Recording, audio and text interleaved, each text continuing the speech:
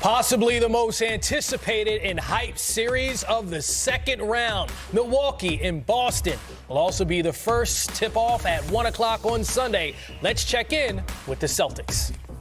Defending champs, good team, not going to beat themselves. They're going to come out and play hard.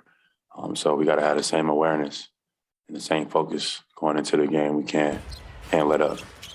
You got to guard Giannis quite a bit during the season. Can you describe that? He's a phenomenal competitor. One of those guys who's going to seek out contact and not shy away from it, which is where you kind of give him the respect because as a star player in the league, he doesn't flop. He's not a big-time, play the refs guy. He's going to compete with you one way or the other. It's super exciting to play against him because he takes every single game just as serious as it was last, and that's something that you are excited to play against every single night. It happened. We see it. It's part of the game. That was their choice. They decided to do that. That's on them. We're not worried about anybody else but ourselves. So we can care less what anybody else does. They're the defending champs, so they have every right to do whatever they please. And if that means that they thought that by doing that, they didn't need home court against us or they weren't too worried about us, that's fine. We'll go out and we will play our game and we'll let our game do the talking and see where it leads. Well, Giannis and Tatum both played at an MVP level in the first round. For Jason Tatum, I'm looking at that assist number. He was averaging 3 assists on the season back in January, so obviously he's up that count in his game. So the question for you, which team is more equipped at guarding the other team's superstar? I think Boston is more equipped, due to the fact they got the best defensive player in the game on their team and Smart, but you got Brown, you got Tatum, you even got Harford, and probably one of the best shot blockers in the game right here, and Robert. They are very equipped defensively to guard anybody in this series because he just came from guarding Durant, a long, lanky guy. I know Giannis is a different monster, but they kind of got a little taste of it, so they're a little bit prepared for this. What's crazy is when you said that they have the best defensive player. I know Marcus Smart's Defensive Player of the Year. For a second, I thought you were talking about Robert Williams. That's how good they are defensively. For the Bucks, most important player not named Giannis or Drew Holiday with Chris Middleton out. I think it's going to be Portis. Bobby Portis. Bobby Portis is going to have to be big. You think about it in the playoffs last year. The fans were chanting his name. He became like a little folklore in Milwaukee because Bobby played great defense. He has a toughness. And when you get in the playoffs, you need some type of toughness. And he's out there guarding people, putting his nose into place. We like to say mucking things up, and that's the type of guy he is in the playoffs. So for Giannis, we saw the monster numbers against the Bulls.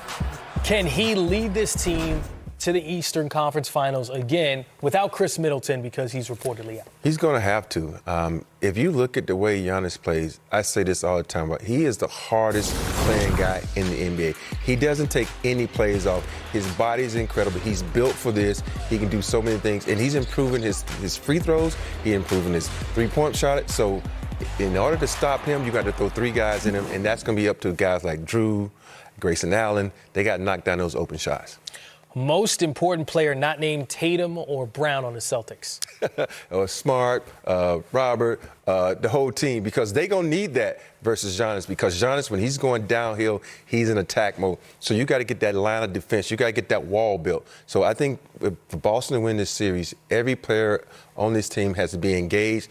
And when we talk about rotating defense, they're going to have to rotate their butts off because they got all these guys that Giannis knows how to find and shoot spot-up threes, and they got to defend in order to win this series.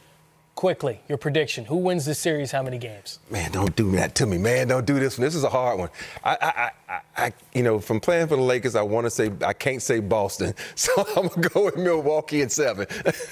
All right, let's see who's going to be the big shot, Bob, in Game 7 between the Celtics and the Bucks. Can't wait for that. CP3 pitched a perfect game.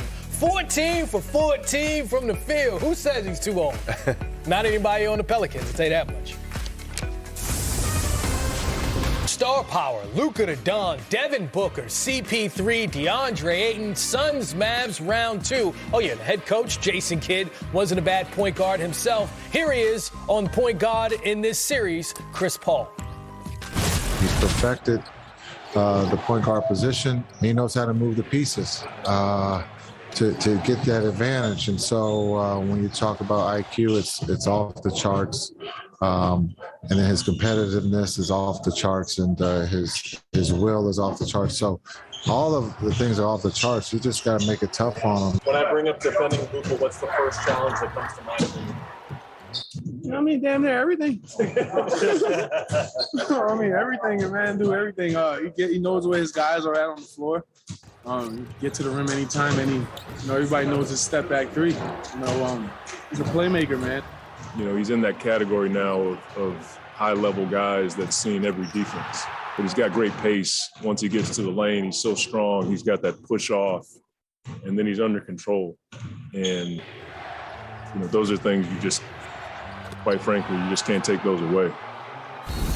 Well, Phoenix loves to mount comebacks against the Mavs. Now, in fairness, the first two games, Luka Doncic didn't play the season, but on January 20th, down by 8 to start the fourth, they had a 16-point advantage in the fourth. So what does that tell you about this particular matchup between these two teams? I think it shows you the maturity of the Suns and their willingness to engage in the situation. Okay, we down. You know what? The fourth quarter is our time. We're going to go out and show you what we can do in the fourth quarter. And also, it's a totally different story now with the Dallas Mavericks. They're a different team. I think they're a better defensive team now than they were then. So it's going to be an interesting matchup with this situation. Again, we're going to bring it up. You have 7 rings, right? You know a thing or two about winning championships. For Luka Doncic, this is his first year out of the first round. But check out this stat about him. Second all-time in points per game in the postseason. So to get that off of his back, now that weight is gone, what do you think about that for Luka going into this round? I think you have to look at the man in front of you, MJ, and say, I got to get to where he's getting, winning championships. Sometimes guys can get to the playoffs and win games and score a lot of points, but you got to find a way to get the others involved. I know you're a great facilitator, but sometimes you got to will them to win, and sometimes give up shots so that guy can get a rhythm so he'll be better for you down the line. Speaking of better for you down the line, you bring in Jason Kidd his first year as head coach, Luka Doncic having a great season, but Jalen Brunson emerging. That synergy between head coach and point guard, what did you notice in this postseason for Jalen Brunson under Jason Kidd? I noticed Jalen's like, oh, Luka, you're in my way. That's what I noticed, right? But this guy has been sitting back and learning from one of the best point guards to ever play this game. You're being coached by him now. And now you're watching Luka and the moves he's able to do. Because if you watch Luka and you're a former basketball player, you're like, how does he get so open? He's not fast, but he's crafty. And I think Brunson has learned how to be crafty like Luka, smart like Jason, and using his speed to put it all together to make him who he is right now. Speaking of a guy that's at the top of his game, Devin Booker came back in Game 6 with that hamstring injury. That's something you were telling me, hey, he's back, but not out of the water yet. Explain that. Like sometimes if you watch when he hurt himself, he tried to sprint too hard, and he had no way of getting back defensively. So you got to be engaged and understand your body. Say, okay, do I really exert myself too hard and maybe re-hurt myself, or do I just let a point go? It's almost like a foul situation. Is that third foul in the first half worth me going in and trying to make that mistake or make that block? No. So he needs to be very careful on when he exerts himself and when not to exert himself. And to close out the New Orleans Pelicans, Chris Paul, 14 for 14 from the field. Just break down how magnificent that was for the point guard. Man, when you watch Chris play, he has the perfect game of speed, craftiness, and being able to escape. Because he can get into the paint and play amongst the big boys. And next thing you know, you're like, which way did he go? He escapes, and his shot from 3, we don't talk about it because he's playing with Booker, he's playing with Bridges. But the guy has always been a knockdown 3-point shooter. His game in this game was magnificent. He's like, you know what? I got to go. I got to show you. I got to get back to the finals because I've been there. I tasted it. I want it. And I think he has a great opportunity to win it this year. Well, who wins the series? Phoenix. Phoenix in 5.